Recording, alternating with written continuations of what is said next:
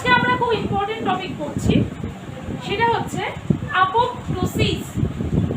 That is very very important. আমি একটু তোমাদের ব্রিফলি বলি what is actual apoptosis.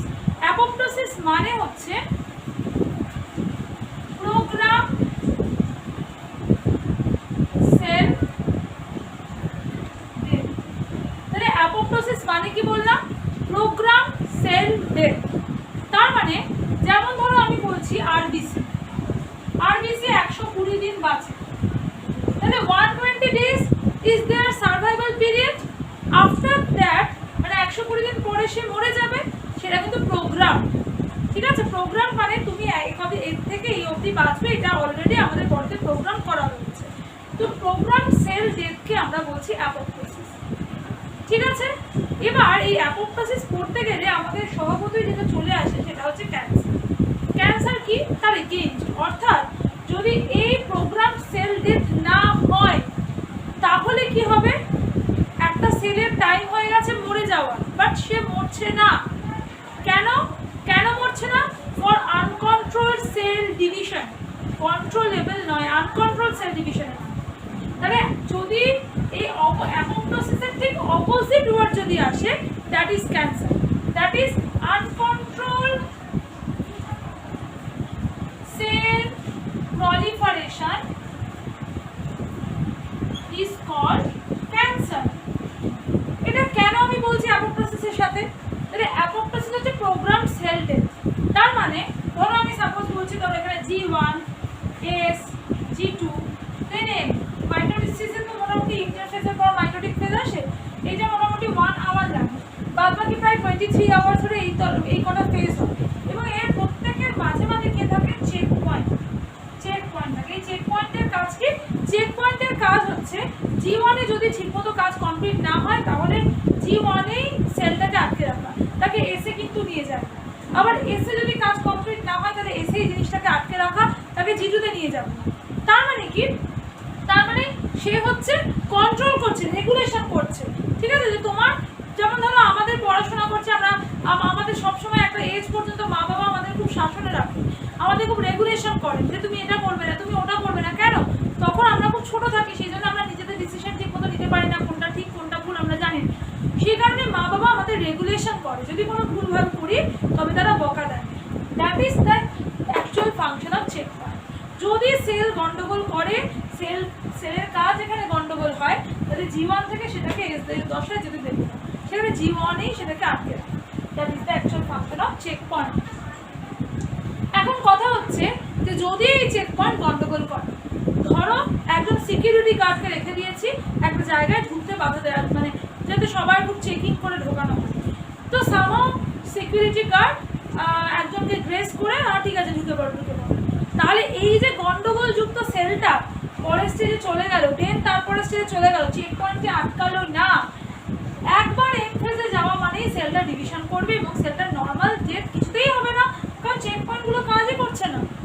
R check পয়েন্টগুলো কাজ করলে কি সেলটাকে অ্যাপোপ্টোসিস করে দেবে, সেলটাকে সেখানেই ডার্ক হল করিয়ে দেবে, নয়তো সেল একটা পার্টিকুলার টাইমের পরে অ্যাপোপ্টোসিস হবে বা ডেথ। কিন্তু এক্ষেত্রে যে সেলে ক্যান্সার হয় সেই সেলে কোনো ডেথই হয় না, তার কারণ কোনো কন্ট্রোল নেই। তো আমরা বলতে পারি অ্যাপোপ্টোসিস হচ্ছে program cell death, but uncontrol cell proliferation হচ্ছে ক্যান্সার। তাহলে তোমাকে ধরো তুমি পড়ার সময় অনেক কিছু দেখবে যে প্রো অ্যাপোপ্টোটিক জিনের নাম বলে, pro apoptotic, anti apoptotic. What is this pro apoptotic, anti apoptotic? Pro মানে কি? প্রলিফারেশন করছে, প্রমোট করছে অ্যাপোপ্টোসিস। যে জিনগুলো অ্যাপোপ্টোসিসকে প্রমোট করছে, মানে কি সেল ডেথকে যারা প্রমোট করছে, তারা কি করছে? অ্যাকচুয়াল সেল ডেথ মানে কি? প্রোগ্রাম সেল ডেথকে প্রমোট করছে। এবার তারা আটকাচ্ছে কাকে? ক্যান্সারকে আটকাচ্ছে। তাহলে তুমি যত প্রো অ্যাপোপ্টোটিক জিন দেখবে, দে আর অ্যাকচুয়ালি অ্যান্টি ক্যান্সারাস। প্রো অ্যাপোপ্টোটিক মানে অ্যাপোপ্টোসিসকে সে প্রমোট করছে, অর্থাৎ প্রোগ্রাম ভাবে যাতে সেল ডেথ হয়ে যায় সেটার দিকে তাকে নজর দিচ্ছে। তার মানে কি? তাকে আনকন্ট্রোল সেল প্রলিফারেশন, ভুলযুক্ত সেলকে আনকন্ট্রোল ভাবে প্রলিফারেশনটাকে বাধা দিচ্ছে। তাহলে যারাই প্রো অ্যাপোপ্টোটিক তারা actual anti cancerous, mind it. Same as যারা অ্যান্টি অ্যাপোপ্টোটিক, যারা অ্যাপোপ্টোসিসকে বাধা দিচ্ছে, অর্থাৎ সুষ্ঠুভাবে সেল ডেথের যে প্রোগ্রামটা, প্রোগ্রাম সেল ডেথ, সেটাকে যারা বাধা দিচ্ছে তারা হচ্ছে অ্যান্টি অ্যাপোপ্টোটিক। তাহলে তারা কারা? তারা প্রো ক্যান্সারাস, অর্থাৎ সেলটাকে ডিভিশন করেই যাবে, সেলকে মারতে দেবো না। তাহলে এই দুটো জিনের অপব্যবহার হলেই that can be a huge problem.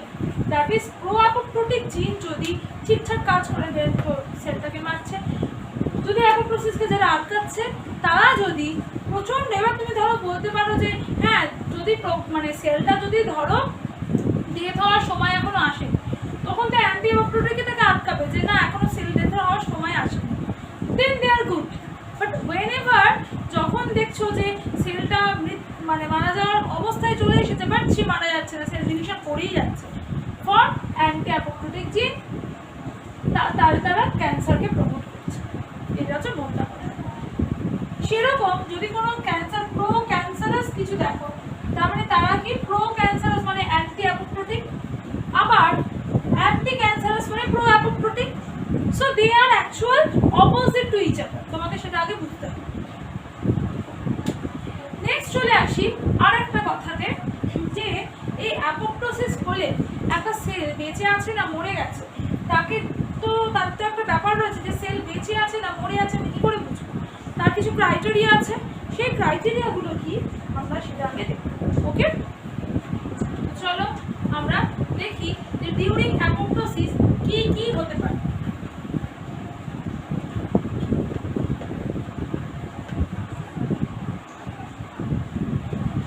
একটা হচ্ছে অ্যাপোপ্টোসিস হচ্ছে সেটা কি অবস্থা দেখে আমরা বুঝতে পারবো। এক হচ্ছে ফ্র্যাগমেন্টেশন অফ ডিএনএ, ডিএনএ খণ্ড বিখণ্ড হয়ে যাচ্ছে। কেন হচ্ছে? ফর ক্লিভেজ ইন নিউক্লিওজোম, সবটাই বলছে। Number 2, chromatin condenses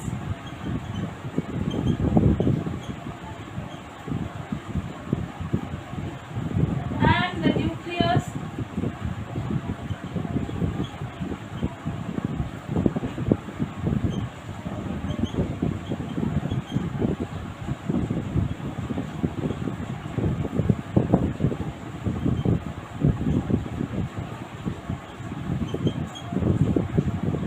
cell strings and breaks, যেটা আলটিমেটলি তৈরি করছে অ্যাপোপ্টোটিক বডি।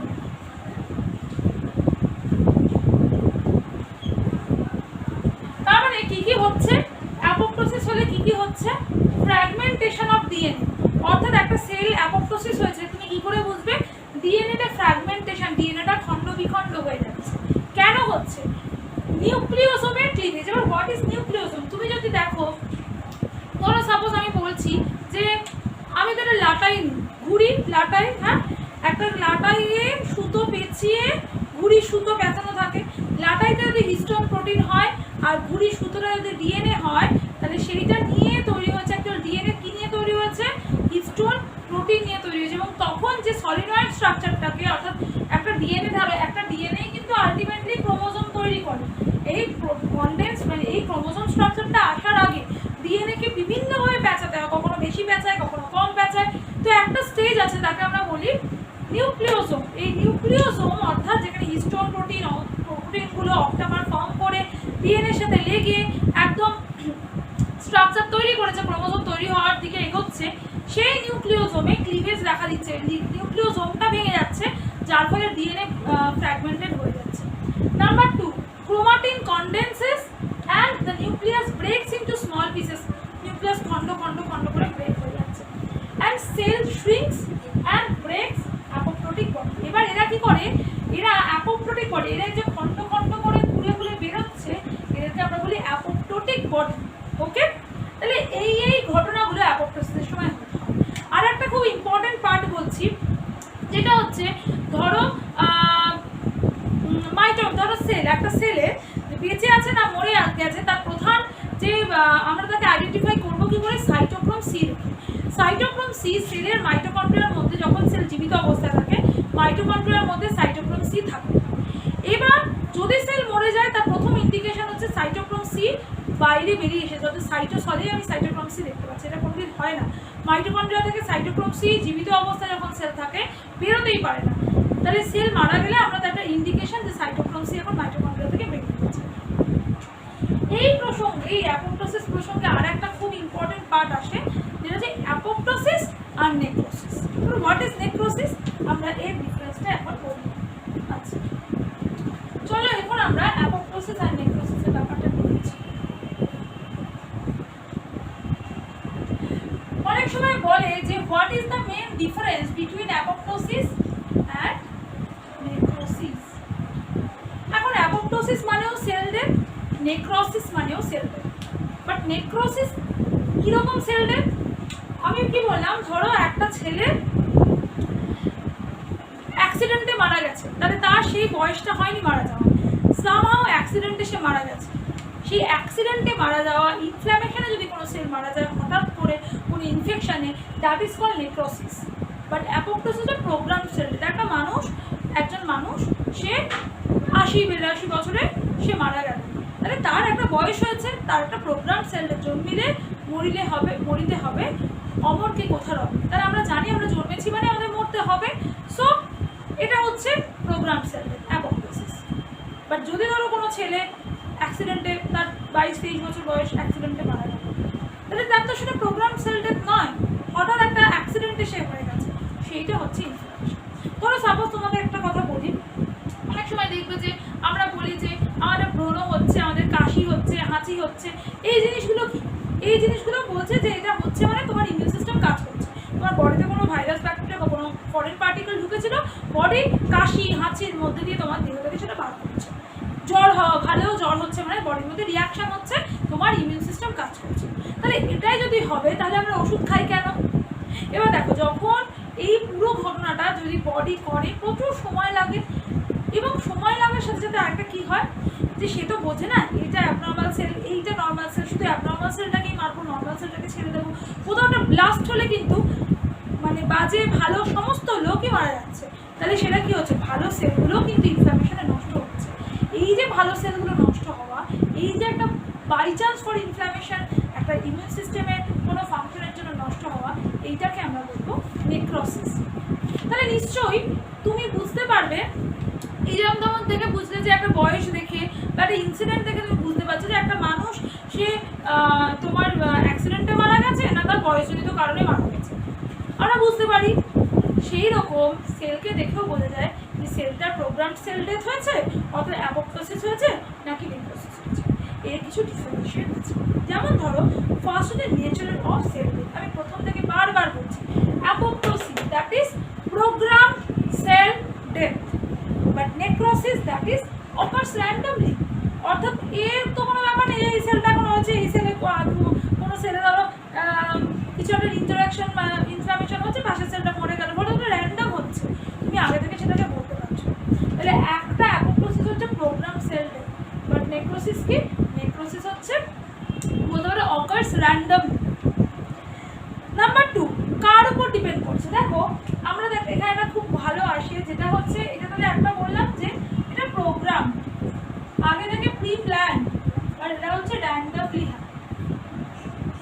নাম্বার 2 হচ্ছে এখানে জেনেটিক্যালি একটা মডিফিকেশন, জেনেটিক্যালি একটা system, it is non genetical. তার মানে কি, এইখানে একটা সুন্দর ব্যাপার। ধরো আমি তোমাকে বললাম যে আমরা দেখছি একটা সেল থেকে আর দুটো সেল তৈরি হচ্ছে, এইটা যে হচ্ছে এটা আমরা দেখতে পাচ্ছি, এটা কে করছে? করছে সিগন্যাল। অর্থাৎ রিসেপ্টর যখন লিগ্যান্ডের সাথে বাইন্ড করে, এখানে ক্যাসকেড অফ ইন্টারাকশন হচ্ছে, এ বলছে একে একে অ্যাক্টিভেট করছে, পরপর কিছু প্রোটিন অ্যাক্টিভেট হয়ে সেলের কাছে ডিএনএতে গেল, ডিএনএতে গিয়ে তখন বললো হ্যাঁ এই প্রোটিনটা তৈরি করো বা এই ডিভিশনটা করো, দেন সেল ডিভিশন হচ্ছে বা কোনো প্রোটিন তৈরি হচ্ছে বা কোনো ট্রান্সলেশন প্রসেসটা হচ্ছে। তাহলে সব কিছুর বস হচ্ছে এই রিসেপ্টর, সিগন্যালিংটা হচ্ছে বস। ওকে, তাই একটা ধরো, যেমন ধরো সাপোজ আমি বললাম যে প্রোগ্রাম সেল ডেথ যদি হয়, সেরকম প্রোগ্রামকে সেল ডেথ করার জন্য পার্টিকুলার লিগ্যান্ড আছে, পার্টিকুলার রিসেপ্টরে বসবে, সে বলবে এবার তুমি, সে যদি একবার বসে পড়ে তাহলে সেল কিন্তু তোমার তখন সেল ডেথ হবে। তাহলে এই ঘটনাটাকে আমরা বলতে পারি যে জেনেটিক্যালি মডিফাইড। তাহলে পার্টিকুলার জিন এখানে কাজ করছে।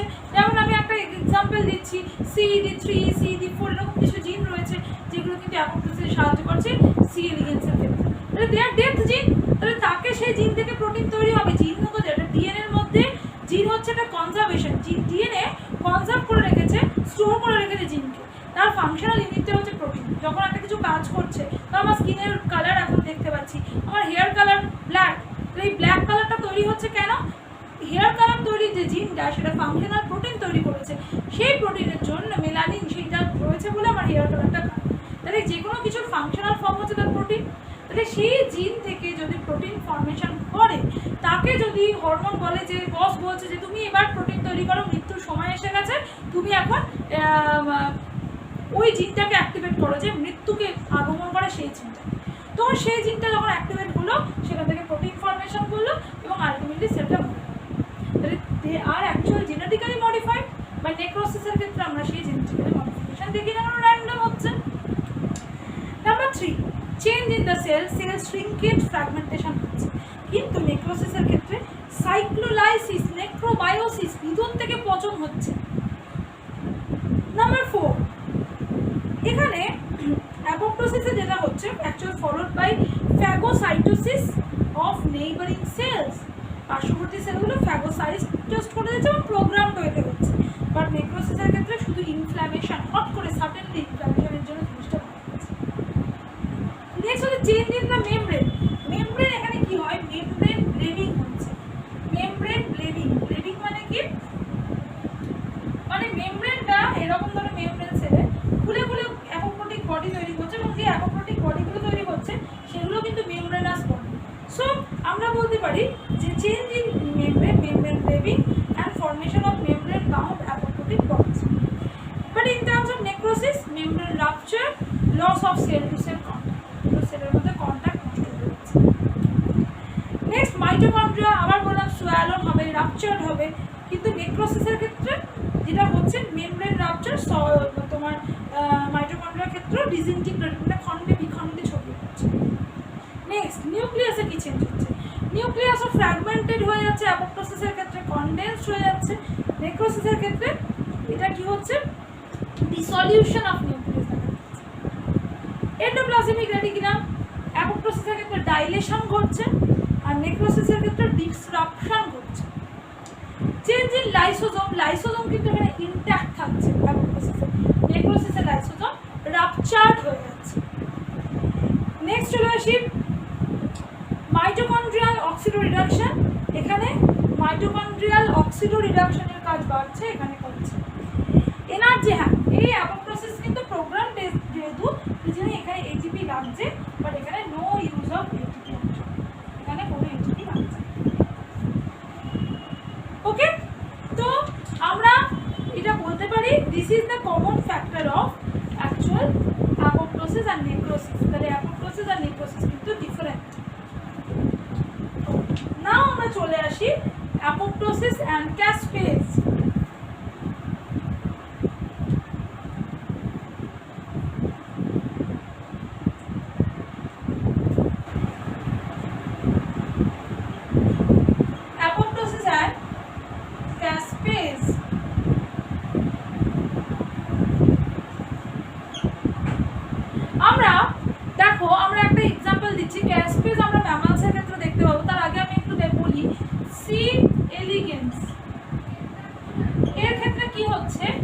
জিন থাকে, যে জিনটার নাম হচ্ছে CED3 CED4।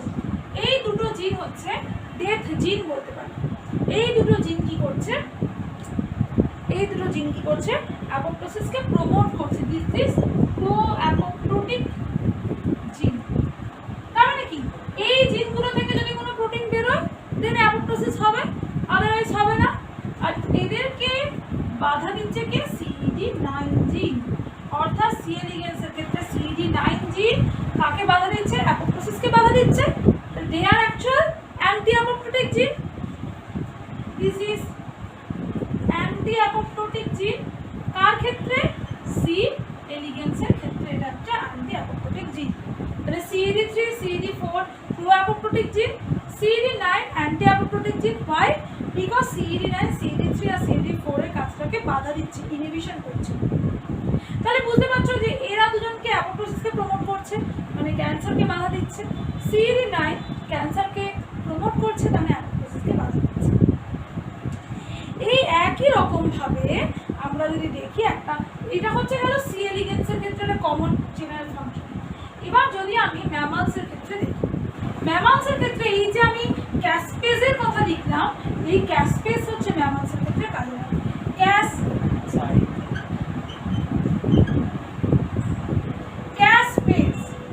ক্যাসপেজ মানে কি, সিস্টিন ডিপেন্ডেন্ট, এর ফুল ফর্ম হচ্ছে সিস্টিন ডিপেন্ডেন্ট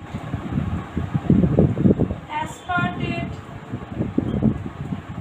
ডাইরেক্টেড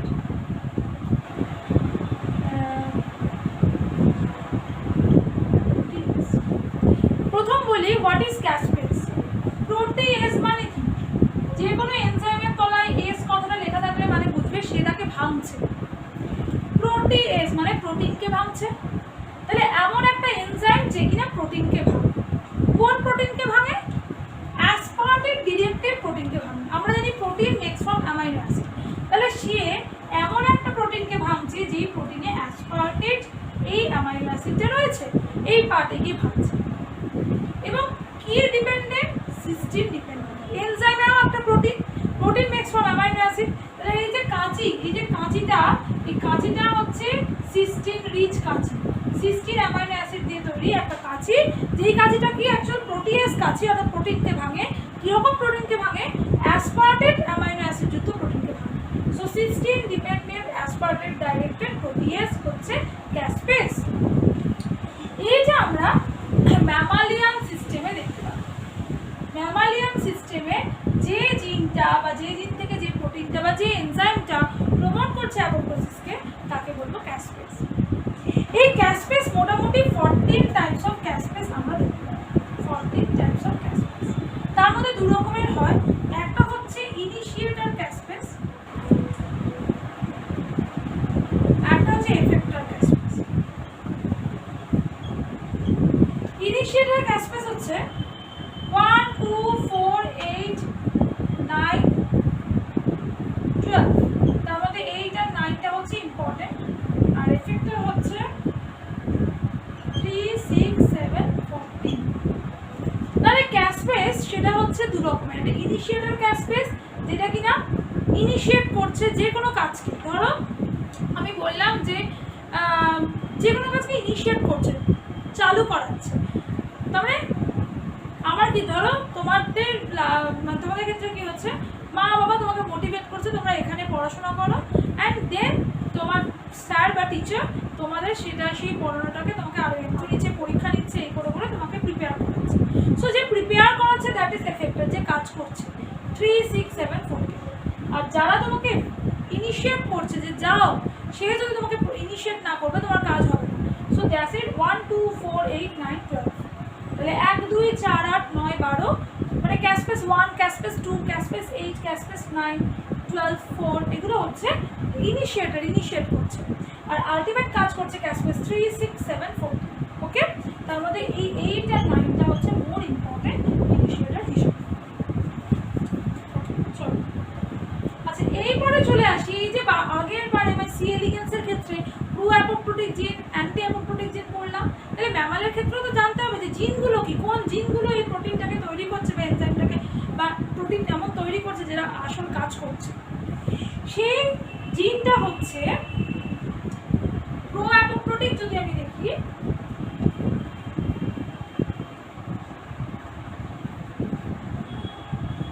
ম্যামালসের ক্ষেত্রে বলছি প্রো অ্যাপোপ্টোটিক জিন হচ্ছে ব্যাক্স ব্যান্ড, এর ফুল ফর্ম হচ্ছে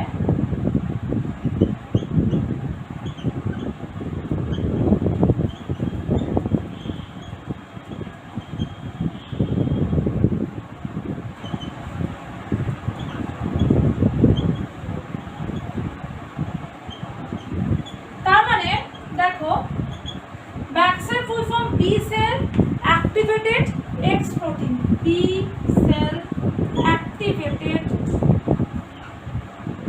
X protein, আর BAT কি B cell activated death receptor. তাহলে Bax Bad they are pro apoptotic gene. আর অ্যান্টি অ্যাপোপ্টোটিক জিন কি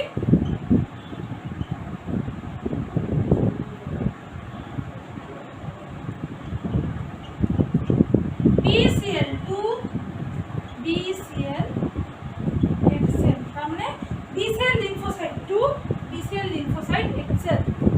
প্রো অ্যাপোপ্টোটিক জিন যে অ্যাপোপ্টোসিসকে প্রমোট করছে, ব্যাকস ব্যাড তার মানে দে আর অ্যান্টি ক্যান্সারাস। আর অ্যান্টি অ্যাপোপ্টোটিক জিন যারা অ্যাপোপ্টোসিসকে বাধা দিচ্ছে they are pro cancerous. Clear? এটা ম্যামালিয়ান সিস্টেমে দেখা যায়। আমরা এর পরের ক্লাসে মেকানিজম পড়ব। আমি একটু বলে দিই, তাহলে আজকে অ্যাপোপ্টোসিস ইন ব্রিফ আমরা পড়ব। এর পরের যে সিজন পরের ক্লাসটাতে আমরা অ্যাপোপ্টোসিসের মেকানিজম পড়ব। মনে রাখবে অ্যাপোপ্টোসিস দুটো প্রসেসে হতে পারে। একটা তার প্রসেস হচ্ছে ক্যাসপেস ডিপেন্ডেন্ট, একটা ক্যাসপেস ইনডিপেন্ডেন্ট। তাহলে একটা ক্যাসপেসের সাহায্যে হচ্ছে, একটা ক্যাসপেসের সাহায্য ছাড়া হচ্ছে। তো আমরা বেসিক মেকানিজম আমরা পরের ক্লাসে পড়ব। বেসিক মেকানিজম আমরা নেক্সট ক্লাসে পড়ব। যে অ্যাপোপ্টোসিস যে হচ্ছে, আমরা প্রত্যেকটা জিবিসিআর সিগন্যালিং সমস্ত কিছু সিগন্যালিং করছি। তো ডেটটাও যে একটা সিগন্যালিং এর মাধ্যমে হচ্ছে অ্যাপোপ্টোসিস, যেহেতু প্রোগ্রাম ওয়েতে হচ্ছে সিগন্যালিং। একটা বস বলছে যে এই কাজটা করো, দেন দেন দেন পরপর কিছু ক্যাসকেড অফ সিগন্যালিং হচ্ছে, দেন একটা কাজ হচ্ছে। সেই সিগন্যালিংটা কি করে হচ্ছে, অর্থাৎ what is the caspase dependent pathway, what is the caspase independent pathway, সেটা আমরা এখান থেকে পাবো। হোপফুলি বোঝা গেছে। আজকে আমরা অ্যাপোপ্টোসিস ইন ব্রিফ জাস্ট আলোচনা করলাম। হোয়াট ইজ অ্যাপোপ্টোসিস, কোন জিনের জন্য হচ্ছে, কে কাজ করছে, অ্যাপোপ্টোসিসে কি হচ্ছে, what is the major difference between apoptosis and necrosis, and basic mechanism কোন কোন ভাবে হয় ইন ব্রিফ। আমরা তার পরের দিন এই গোটাটা অর্থাৎ তার মেকানিজমটা কী করে ক্যাসপেস ডিপেন্ডেন্টে হচ্ছে, কী করে ক্যাসপেস ইন্ডিপেন্ডেন্টে হচ্ছে আমরা। ততদিনে ভালো থাকো, সুস্থ থাকো। আর যত রকমের কোয়ারিজ আছে আমাদের করো, আমাদের তো সময় লাগবে, বাট আমরা সেটাকে প্রোভাইড করার চেষ্টা করব। Thank you very much, stay safe.